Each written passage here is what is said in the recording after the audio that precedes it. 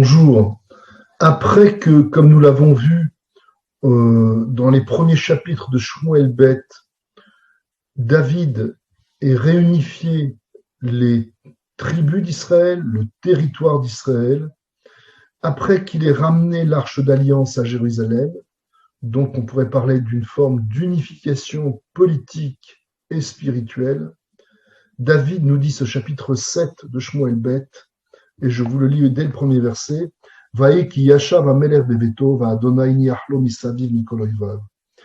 c'est un peu, en quelque sorte, le repos du guerrier qui s'annonce, puisque toutes ces tâches accomplies, David se repose et on nous dit que Dieu lui a laissé le répit des ennemis qui se trouvent aux alentours.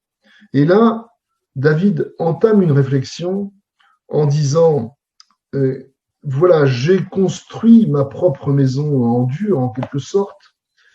Comment pourrais-je rester sans construire la structure, le bâtiment, le temple qui va recevoir l'arche d'alliance que j'ai amenée à Jérusalem. Et à proximité de David se trouve le prophète Nathan, que nous verrons à plus d'une reprise dans les moments capitaux de la vie du roi David. Nathan lui dit, bien sûr, si tu, avec toutes tes réussites, comment n'accomplirais-tu pas ce projet ultime, on pourrait presque dire le projet ultime de David, de construire le temple.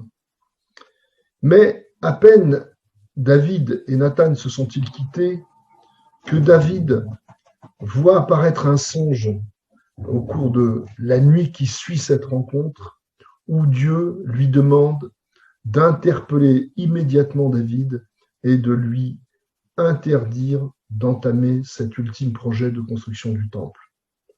Et donc, effectivement, Nathan va expliquer à David que ça n'est pas dans la volonté de Dieu que ce soit lui qui accomplisse cette tâche ultime de réunification, de pacification à l'intérieur du territoire d'Israël.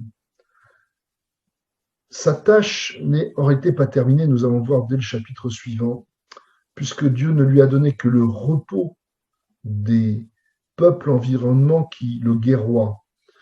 Et cette guerre, ces guerres qui vont permettre à David d'avoir un royaume très étalé, bien au-delà des frontières que n'aient jamais connues les Hébreux jusqu'à maintenant, bien au-delà des frontières qui aient pu être acquises à l'époque des juges, David va entreprendre un certain nombre de guerres.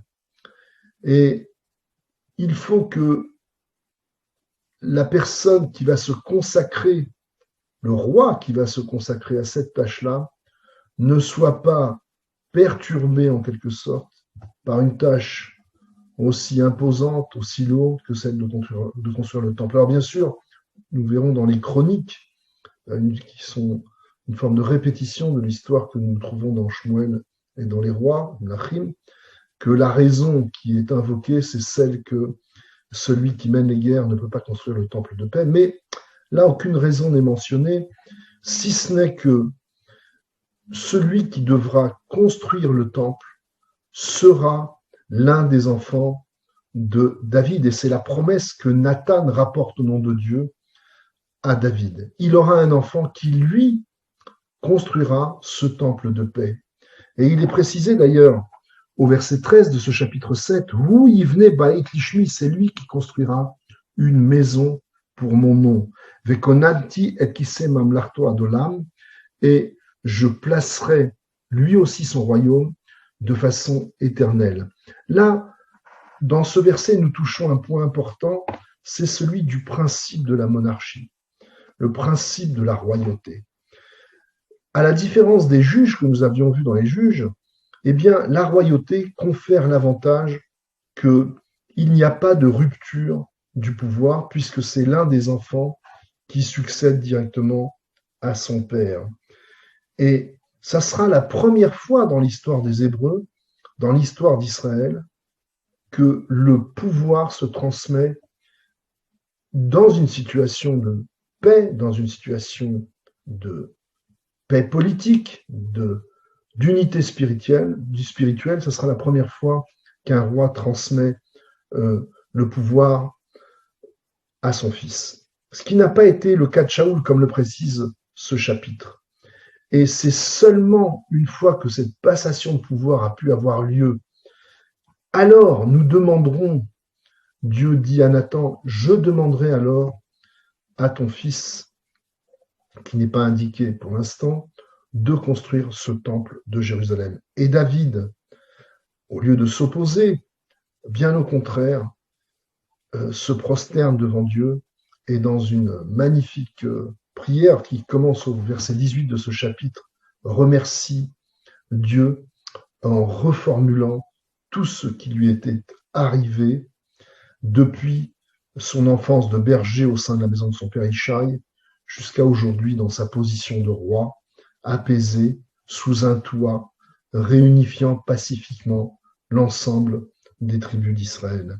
Et il conclut en lançant cette phrase que nous connaissons tous, Umike Amcha Israël, Goy Echad Baaretz, qui, comme toi, Israël, est considéré avec bienveillance par son Dieu sur son territoire, Israël. Je vous remercie et je vous dis à demain.